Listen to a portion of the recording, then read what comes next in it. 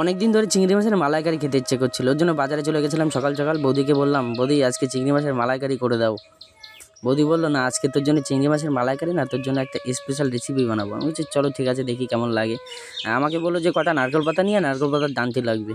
আমি এনে দিয়ে এলাম যথাযথ।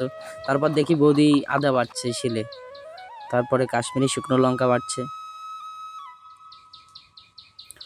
তারপরে আমাকে বললো যে বাগান থেকে আমাদের গাছে কাঁচা লঙ্কা নিয়ে। আমি ঠিক আছে চলো, আজকে দেশি কাঁচা লঙ্কা দিয়ে রান্না হবে। তারপরে দেখি চিংড়ি মাছ কটা হয়ে গেছে ধোয়া। তারপরে এবার হচ্ছে কাঠি ভরার পালা। দেখো কাঠি ভরা কমপ্লিট। এবারটা সর্ষের তেল বোতলে ঢেলে নিচ্ছে রান্নার জন্য। এটা কড়াইতে দিয়ে দেবে তেল। দেওয়ার পরে গরম হয়ে গেলে চিংড়ি মাছ কটা অল্প করে ভাজতে হবে, বেশি ভাজলে কিন্তু ভালো লাগবে না। অল্প করে ভাজতে হবে, আধা ভাজা করে দেখো লাল লাল করে নামিয়ে দিতে হবে। এবার নতুন করে পেঁয়াজ কুচি, তারপর কড়াইতে তেল দিয়ে দিতে হবে।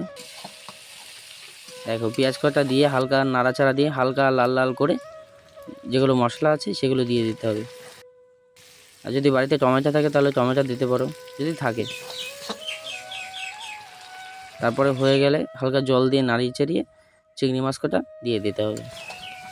চিংড়ি মাছ কটা নাড়া চাড়িয়ে যখন হাফ কষানো হয়ে যাবে তখন গরম মশলা কটা বেটে দিয়ে দিতে হবে। দেখবে কি স্বাদ হয়েছে। আর যদি আমার ভিডিওটা প্রথম দেখে থাকো প্লিজ একটু লাইক কমেন্ট শেয়ার করে দিও প্লিজ।